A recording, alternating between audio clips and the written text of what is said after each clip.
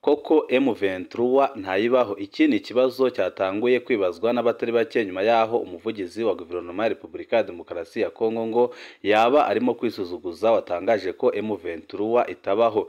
Benshi batanguye kwibaza iki kibazo bakibaza koko niba M23 itabaho mu gihe M23 igomeje gutsinda bikomeye cyane ingabo ziriko zirarwana ku ruhande rwa leta ya Kinshasa, ariko benshi bakabona ko impamvu uyu muvugizi wa guverinoma ya Kongo yavuze ko M23 itabaha ari uko bariko baraterwa isoni n'ibiriko birababaho, aho bariko baratsindwa bikomeye cyane na M23 mu gihe bakoresheje imbaraga nyinshi cyane bagatanga n'amafaranga menshi cyane, aho bahuruje amahanga ngaze abatabare bagashaka abacancuro bagashaka kwifatanya n'imitwe yitwaje bigwanisho isanzwe ihungabanya umutekano mu karere harimo FDLR Wazalendo ndetse n'ingabo z'u Burundi SADC n'abacancuro, ariko bakaba bagomeje gutsindwa bikomeye cyane na M23. Bikaba byatumye umuvugizi wa leta ya Kongo ahakana ko M23 itabaho, ahubwo akavuga ko M23 ari igikoresho cy'u Rwanda, aho yerekanye ko ingabo ziwe ziriko zirarwana n'ingabo z'u Rwanda RDF. Benshi bakibaza aho aya majambo ahurira n'ukuri, kandi benshi bakavuga ko ibintu biriko biravugwa na leta ya Kongo ari ibyerekana neza ko bamaze gutsindwa ku rugero rutarigera rubaho. Akaba ariyo mpamvu bashatse gushaka ibyitwazo aho bitari, aho nyine bavuga ko ingabo z'u Rwanda arizo bariko bararwana nazo, aho bemeza ko M23 itari ku butaka bwa Kongo ko nta niyigeze ibaho, mu gihe bizwi neza ko mu mwaka wa 2013 M23 yagiranye amasezerano na leta ya Kongo y'amahoro. Benshi nyine bakabona ko ibi bintu bariko barakora ari ibintu biriko birabatera isoni, kandi bakaba bashavujwe cyane nuko M23 iriko irabatsinda, mu gihe biboneka neza ko bakoresheje imbaraga zishoboka zose kugira ngo bayitsinde, ariko bikarangira binaniranye. Abariko bararwana ku ruhande rw'ingabo za Kongo, yaba ingabo z'u Burundi, yaba FDLR, yaba SADC, yaba abacancuro, bose barafise isoni, barafite isoni zikomeye cyane baterwa no kubona M23 iriko irabambura uduce tw'ingenzi mu burasirazuba bwa Kongo, mu gihe bazamwe ku butaka bwa Kongo kugira ngo batsinsure burundu umutwe wa M23. Leta ya Kongo itemera ko ugizwe n'abakongomani, ahubwo ivuga ko ari abanyarwanda bashaka kuyambura ubutaka bwabo. Ibyo M23 yamaganira kure, kandi ikavuga ko iri ku butaka bwabo, akaba ariyo mpamvu irwana igakora igishoboka cyose kugira ngo irengere abaturage baba ariko baricwa n'ingabo ziriko zirarwana ku ruhande rwa leta ya Kinshasa. N'amakuru menshi tugira ngo tubashikirize, aho tugiye kurebera hamwe ibiriko birabera mu burasirazuba bwa Kongo ndetse n'ico leta ya Kinshasa igiye gukora nyuma yaho imaze kubona ko iriko iratsindwa bikomeye cyane. Impande zose zikaba ziriko zirahihatira kwinjira mu biganiro, kuko baboneka neza ko n'inzira y'intambara itashobora kuzana umutekano mu burasirazuba bwa Kongo. Byose nyine mugiye kubikurikira kuri no muyoboro wa YouTube. Ico busabwa nta kindi, niba ukunda amakuru n'ibiganiro ducisha kuri no mbonesha kure, kanda kuri sabone kugira ngo ko dushizeho amakuru n'ibiganiro bene nk'ibi ujye uba mbere mu gushikirwa nabyo. Umuvugizi wa Kongo ngo yaba arimwo kwisuzuguza watangaje ko M23 itabaho, n'ibyavuzwe n'umuvugizi wa M23 mu bya politike Kanyuka. Akavuga nyine ko umuvugizi wa guverinoma ya Kongo ariko arisuzuguza ku rugero rutarigera rubaho, kumva atinyuka akavuga ko M23 itabaho n'ibyo iriko irabakorera ku rubuga rw'intambara. Repubulika ya Demokarasi ya Kongo irasaba amahanga kotsa igitutu ubutegetsi bw'u Rwanda kureka gufasha M23.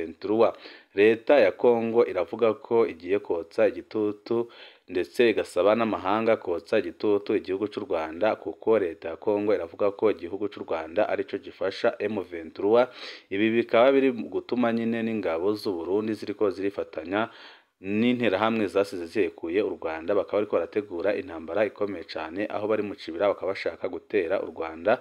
Byose nyine bakaba ariko barabikora kugira ngo perezida w'igihugu cy'u Burundi agumye ashimishe mugenzi we wa Kongo, agumye mwihere ku madolari, dore ko babona ko igihe cyose baba bateye u Rwanda byatuma M23 icika intege, kuko itaba ikibona ubushobozi, mu gihe ku rundi ruhande ababirabira hafi babona ko ingabo z'u Rwanda zitatuma abo basize bahekuye u Rwanda bagaruka ku butaka bw'u Rwanda, kandi ko nubwo bahagera atari 30 bahamara, ko bose bahita bahura n'akaga gakomeye cyane. Benshi bakaba banarikeka ko bashobora no kubasanga mu kibira amazi intambara ikaba ari hibera, nk'uko mukunze kumva abayobozi b'igihugu cy'u Rwanda bavuga ko ubutaka bwabo ari butoya ko batabukoreraho intambara.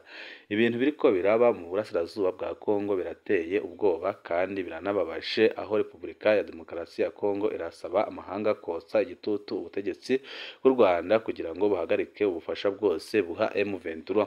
Ni ibyatangajwe na leta ya Perezida Felix Tshisekedi binyuze kuri Minisitiri w'itangazamakuru wayo akaba n'umuvugizi wa guverinoma Patrick Muyaya, ubwo yakoranaga ikiganiro na BBC News Day ku wa kane tariki ya 15 ukwezi kwa kabiri 2024. Muyaya yongeye gushimangira ko leta ye itazigera igirana ibiganiro na M23 n'ubwo uwo mutwe wavuze ko witeguye kwitabira ibiganiro by'amahoro kandi ukavuga ko ushaka kugumya kurengera abasivile bariko bararenganywa na leta yabo. Patrick Muyaya yavuze ko ibihugu bikomeye bifite ubutasi ko bifite n'amakuru ko u Rwanda rufasha M23 ko kandi ibyo byanagarutsweho na raporo y'inzobere z'umuryango w'abibumbye. Avuga ko ari nayo mpamvu mu mwaka ushize Amerika yafatiye ibihano bamwe mu basirikare bakuru b'ingabo z'u Rwanda.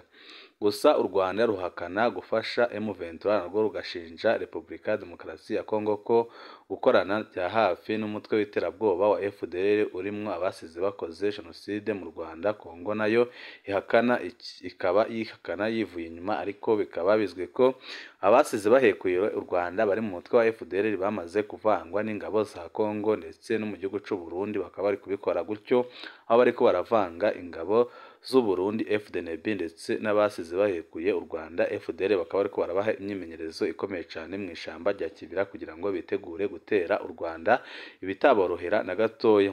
Ahagana mu kwezi kwa karindwi k'umwaka ushize ubuyobozi bw'ingabo za Kongo bwatangaje ko nta kwihanganira na gato kuzabaho ku musirikare wayo wagaragara ko arakorana na FDLR ko yahita abihanirwa by'intangarugero. Mu kiganiro Muyaya yahaye itangazamakuru rya BBC News Day yavuze ko abakuwe mu byabo babayeho mu buryo butakwihanganirwa na gatoya. Yagize ati mu myaka ya 30 ishize twatakaje abaturage barenga miliyoni 8. Yongeraho ko ubu abantu barenga miliyoni 1 bataye izabo mu nkengero za Goma. Ati babayeho mu buryo bubi rwose, ibyo bintu bigomba guhagarara kuko ubu hashize imyaka irenga 2 tuvuga kuri ibyo bitero no kwicwa kw'abantu. Nta kintu gikomeye amahanga abikoraho. Muyaya yakomeje avuga ati ntushobora kubwira leta yatowe ngo iganire n'umutwe w'iterabwoba. Ibi perezida yarabisobanuye neza ubu ko tutazigera na rimwe tuganira ibiganiro na M23 kandi M23 ntibaho, ni igikoresho igisirikare cy'u Rwanda nicyo gikora. Uwo muvugizi wa leta ya Kongo yasobanuye ko M23 itabaho ahubwo ko ari igikoresho, ahubwo ko ingabo z'u Rwanda arizo zikora, akaba ariyo mpamvu bariko baratsindwa cyane. Uwo muvugizi yavuze ko impamvu bariko baratsindwa ku rugamba ku buryo bukomeye cyane ari uko nyine igihugu cy'u Rwanda bizwi ko gifise igisoda gikomeye cyane mu karere ndetse no muri Afurika, arico kiri ku burasirazuba bwa Kongo, kikaba kiriko kirivugana bikomeye cyane abariko bararwana ku ruhande rwa leta ya Kinshasa, kuko murazi nyine ko ngo RDF ifise igisoda gikomeye cyane. Akaba ariyo mpamvu Patrick Muyaya avuga ko ibintu biriko birababaho bitagakorwa na M23 ahubwo bikorwa n'ingabo z'u Rwanda RDF. Ibi nibyo muvugizi wa M23 mu bya politike Kanyuka yamaganye nk'uko BBC ibivuga. Kanyuka yabwiye BBC ko yatangajwe no kumva ibyo Muyaya aheruka gutangaza mu itangazamakuru ry'amahanga. Yagize ati biratangaje kubona Muyaya yisuzuguza kuri radiyo mpuzamahanga akavuga ibinyoma. Yakomeje agira ati M23 ni umutwe w'abanyekongo wigeze no kugirana amasezerano na leta ya Repubulika ya Demokarasi ya Kongo yiswe amasezerano ya Nairobi yashizweho umukono ku itariki ya 12 ukwezi kwa 11 2013. Amahanga n'umuryango w'abibumbye wabigizemwo uruhare. Ibyo rero Muyaya yikora ni ukudashobora akazi no kutaba umugaba ngo akurikize amasezerano no kwisuzuguza bikomeye.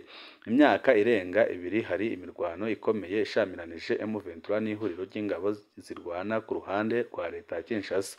Kugeza ubu M23 imaze gufata ibice by'ingenzi ubutegetsi ibyambuye ihuriro ry'ingabo z'ubutegetsi bwa Repubulika ya Demokarasi ya Kongo. Ibyo byose bikaba biko biratera ipfunwe abategetsi ba Kongo, bagahita bavuga ko M23 itabaho ahubwo ko bariko bararwana n'igisoda cy'u Rwanda, kandi bakavuga ko igisoda cy'u Rwanda igihe caba kivuye ku butaka bwa Kongo ariho umutekano waboneka mu burasirazuba bwa Kongo. Ibyo leta y'u Rwanda yamwe kera ihakana, ahubwo igashinja leta ya Kinshasa ko ahubwo yo ikorana bya hafi n'abasize bahekuye u Rwanda mu mwaka w'1994.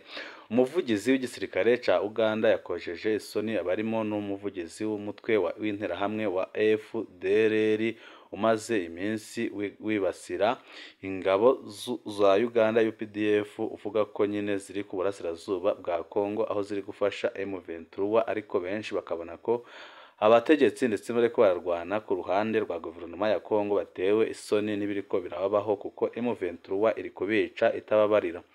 Umuvugizi w'igisirikare ca Uganda yise umuvugizi wa FDLR uwizwi ku izina rya Jules Malumba umunyakinyoma ukomeye cyane. Nibikubiye mu itangazo igisirikare ca UPDF bashize hanze kuri uyu wa kane tariki ya 15 ukwezi kwa kabiri 2024. Iri tangazo ryashizweho umukono n'umuvugizi w'igisirikare ca Uganda Brigadier General Felix.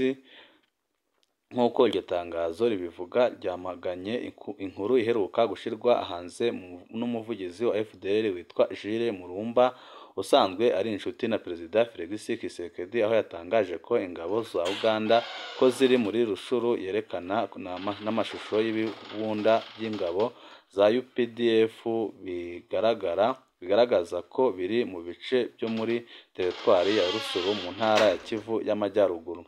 Nyuma y'uko Jules Mulumba atanze ayo makuru, ibinyamakuru byinshi byasamiye iyo nkuru hejuru maze batangira kuyamamaza ko Uganda ifasha M23. Aha rero niho umuvugizi w'igisirikare ca Uganda yahise asohora itangazo agaragaza ko ari amashusho abanyamakuru ba Kongo bari kwerekana y'ibunda by'ibifaru by'igisirikare ca UPDF ko atari aya vuba aha, ko ahubwo yafashwe ubwo ingabo z'umuryango wa Afurika y'Ubuseruko zari mu butumwa bwo kugarukana amahoro mu burasirazuba bwa Kongo. Umwaka ushize wa 2023 yagize ati iriya foto mubona yafashwe igihe twari mu butumwa bw'amahoro muri Repubulika ya Demokarasi ya Kongo. Ati ibyo sibyo, ntabwo turi muri Rushuru. Yakomeje agira ati uyu Mulumba usanzwe ari umuvugizi wa FDLR atewe ipfunwe nuko umutwe arebereye umuvugizi na wazarendo bari kuraswa nabi na M23, rero bari guhimba ibinyoma. M23 iriko irarasa FDLR, wazarendo, ingabo z'u Burundi, ingabo zaturutse mu bindi bihugu bitandukanye ndetse n'abacancuro, bakaba ariko barabakoraho ibitero bikomeye cyane. Ibyo byose bikaba biko biratuma abategetsi ndetse n'abarwana ku ruhande rwa leta ya Kinshasa bahimba ibinyoma byinshi cyane, aho bavuga ko M23 itabaho ari igishusho, ahubwo ko ari abasoda b'u Rwanda RDF ndetse n'abasoda ba Uganda UPDF bariko barwana mu burasirazuba bwa Kongo. Akaba ariyo mpamvu M23 ikomeje gutsinda bikomeye cyane. Akaba ariyo mpamvu perezida w'igihugu ca Kongo General Neva utewe isoni ndetse n'ipfunwe ry'amafaranga ariko ararya muri Kongo, ariko ingabo ze zigatsindwa ku bwinshi, yahisemo kugaba ibitero bikomeye cyane ku Rwanda kugira ngo anezeze mugenzi we amaze agumye yironkere akanote, aho ubu ngubu interahamwe zibarizwa mu mutwe wa FDL ndetse n'aba FRN bamaze gushika mu ishamba kama rya Kibira, aho bari gukora imyimenyerezo ihambaye cyane ya gisirikare kugira ngo bitegure intambara yo gutera u Rwanda, dore ko bavuga ko bashaka guhindura ubutegetsi bwa Kigali, amaze ubutegetsi bugasubira mu maboko y'abasize bahekuye u Rwanda, abasize bamenye amaraso y'abanyarwanda.